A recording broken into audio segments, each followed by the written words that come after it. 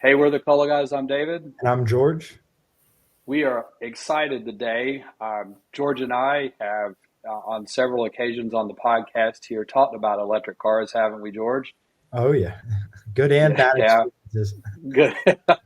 So one of our sponsors for the podcast for a long time has been our good friends over at Dick Dyer Mercedes, and on several of occasions they have loaned us electric vehicles to use. And one was on a long-term trip. We won't get into that today, but we've had several episodes where we've talked with them about electric cars. Brought to you by Dick Dyer, Mercedes Benz, the first Mercedes Benz in South Carolina. So a couple of months ago, Alex, you came to the Greater Irmo Chamber of Commerce and just did a dynamite presentation for us on your company and the shift to electric vehicles that is coming. And, so George and I got excited and thought you guys would make a great guest to be here on our podcast to really, talk about this whole electric car business in a way that we haven't so far. We've just focused on the vehicles. But Austin, Alex, why don't you start a little bit, introduce yourselves, and tell us a little bit about what you do? Sure. So I'll kick us off. I'm Austin Bowers, the older brother of Alex. And so we own a company called Future Fuels, and it is a turnkey electric vehicle solution across the Southeast right now. So what that means is we actually have hardware products, so electric vehicle chargers, residential and commercial. And we meet with folks that are looking to do those installations and provide electric vehicle charging for their customers, for their for their workforce or at their home. And so we sit down with them and help them through the process of understanding some of the challenges that may arise, what that project's going to look like, maybe the best place to place that EV charger, maybe to find out what the highest kilowatt outputage or the fastest charge time that they may need is. And then kind of pair them up with a software that works best for them to manage that EV charger. And then our company will do the installation and the maintenance on those chargers as well.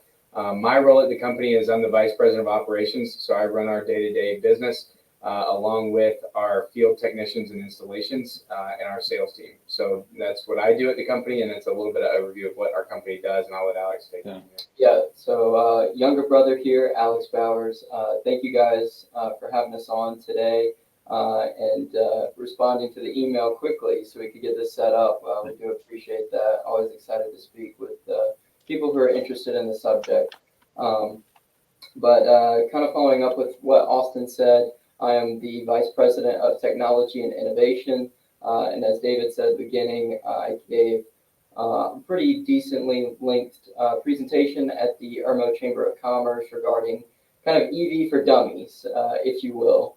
But we're going to try to get to a little bit more depth today and answer some questions for you guys. Sure. So to start, and you had kind of mentioned EV for dummies. Electric vehicles are still new to a lot of people, right? And so what's even more foreign than the vehicle itself is the charger. Just because it's a second thought, I guess, that comes to people's minds when they're thinking of having an electric vehicle. Could you kind of talk about what triggered y'all's interest to get into this business and when you got the company started and how it got going? Yes, so I can take it Yeah, out. I'll let you tell that story. So Alex and I both grew up in the electrical industry. Our dad's owned an electrical contracting company for the last 25 years now, and before that was an electrician at several other larger companies. And so we've grown up around this industry, and so we kind of had an interest in it, but our dad kind of pushed us towards going in a different direction. So I went off and got a law degree and started to do some lobbying at the State House. Alex went off and got his master's in public policy and worked in politics for a little while. And the story is kind of funny. We were actually on my bachelor party and we saw a commercial for an electric vehicle. It was back in 2021. Watching March Madness. Yeah, I'm watching some March Madness, and this Hyundai commercial comes on, and Alex looks at me and he goes, we know a lot about that kind of stuff. I think we could make a nice business out of that. We need to figure this out. So we did some research, and it just so happened to correspond with a local car dealer calling my dad. He does a lot of work for them, and them having some issues trying to figure out how to put in electric vehicle chargers and things like that. So we all kind of got together and figured it out. And so, got into the space of more so the installation and maintenance, and then made some contacts throughout the industry to give us the opportunity to be able to bring hardware into our own warehouse, which also led us to helping design a lot of level 3 chargers with a partner manufacturer of ours. So that's kind of how we got here.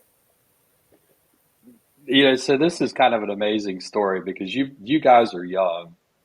George is younger than y'all, but Austin, you've graduated from law school, headed down what seems like a government lobbying path. Alex, you've got a degree in political science and went on to get a master's in public policy, and now you two have just landed right smack in the middle of the electric industry around vehicles. And so I get that it was a commercial that started this, like, hey, this might be a great business, but, where did, what really, was that moment when you realized that, this could be a viable business? We're going to quit doing what we're doing and jump in and start a family business and dive into this.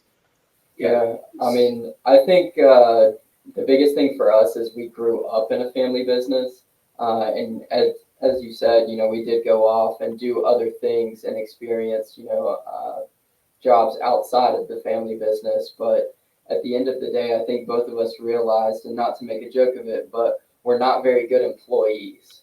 We're not very good at working for other people. And, as we started to figure out, how the business was going to have to be constructed, yes, we do treat each other like employees to this day, but we're also just partners. And it is a family business, but it's something that we've been used to. It's an environment and culture that we've been accustomed to for a very long time. But I mean, to get to the crux of answering your question, right? I think the biggest thing that we noticed is exactly how you kind of kick the podcast off, right? Electric vehicles are really new. They're kind of exciting. If you can get behind the wheel of one, they've got amazing performance, right?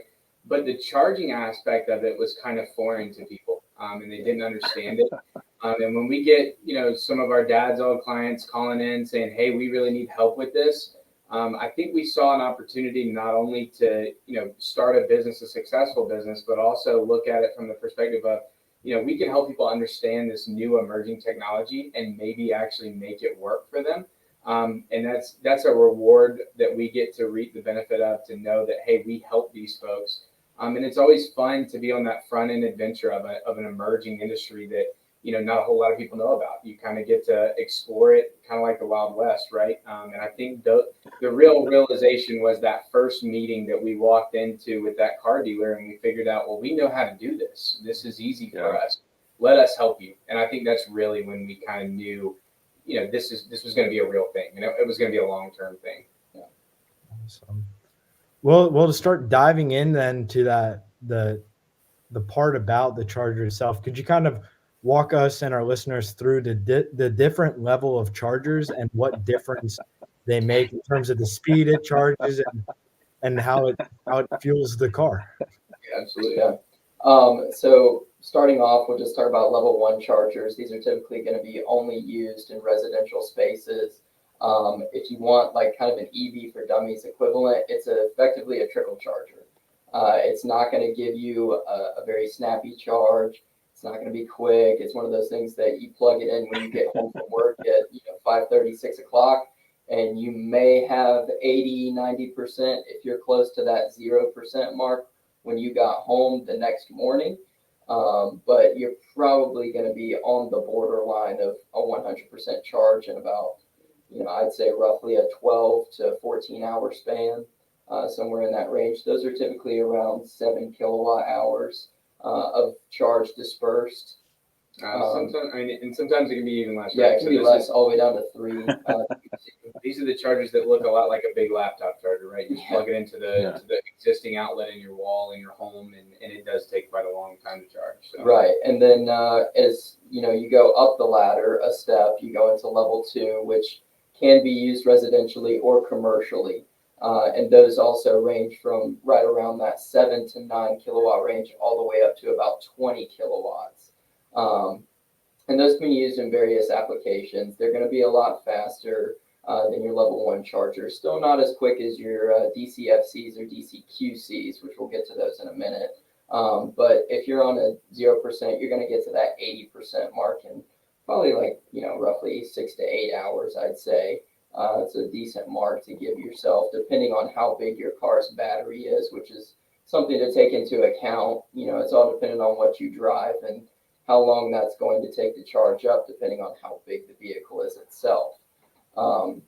You start talking about your DCFCs and your DCQCs, you got an even wider range. So that's going to start roughly around 25, 30 kilowatts and go all the way up to, we've seen chargers of 500 kilowatts that are used for charging your semi trucks. The new Tesla truck that's coming out, the new Volvo semi that's getting released in the United States, Freightliner and Daimler are working on those sorts of things, but there's a wide range of those. And your DCQCs are going to be like your quick, punchy chargers. They're going to give you a quick burst of energy. It's going to be somewhere between 25 to 60 kilowatts. It's going to give you a good charge in about 2 hours or less, and be close to full, roughly, depending on that car battery.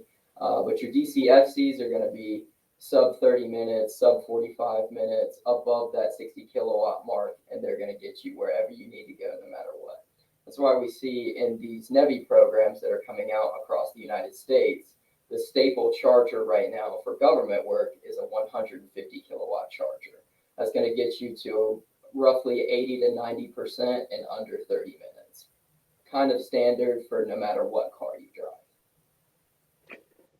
So we live in a state that has been very, very, very slow in adopting this type of infrastructure technology to make driving electric vehicles pain-free. I'll use that term. George and I were in Charleston in a very nice electric vehicle, and we were like down to 9%. And I think the first electric charger we found was a level 1 charger that actually worked after trying 2 or 3. So, and we were a little nervous about, what happens when this car stops, the battery's gone. Talk about, what are some of the things you're doing to help build out industry? Who are you working with? Are you working with people like the city of Charleston or the city of Columbia or Greenville?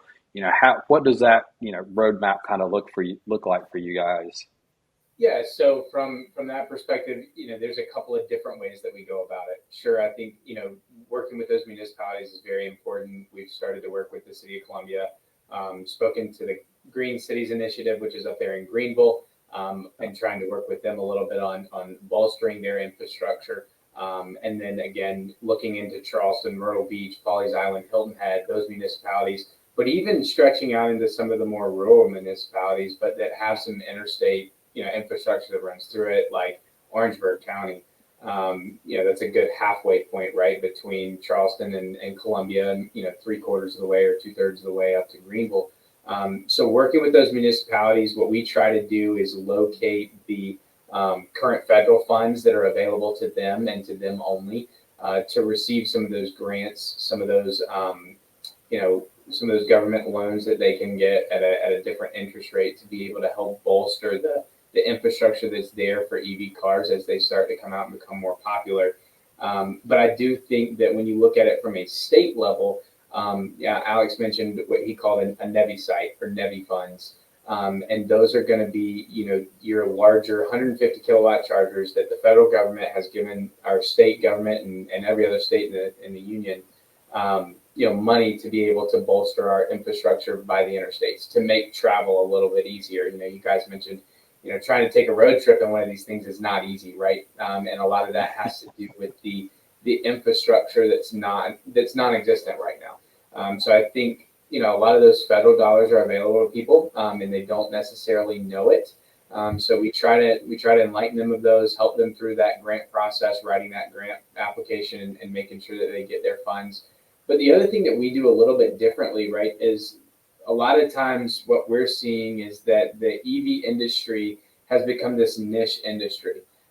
where a lot of national companies try to come in and subcontract a lot of it out, and it just raises the prices up, right? I think here in South Carolina we have reasonable people and reasonable businesses that are willing to price shop and find out the best way to do it at the cheapest cost. I think that's one of the things that we also offer from the private sector aspect is, we try to be very fair with you. We're local.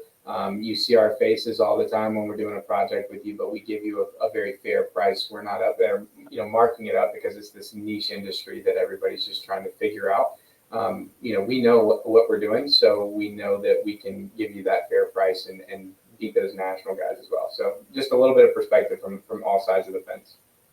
Episode of The Coal Guys is sponsored by Bell Carrington, Price and Gregg. Bell Carrington is our choice for the best real estate attorneys in town. They are highly communicative and make sure that the closing process is as smooth as possible. With offices in North Carolina, South Carolina, Tennessee, Georgia, and Alabama, they can handle any of your real estate finance, eminent domain, financial services litigation, and litigation needs. Call their Columbia SC office today at 803-509-5078.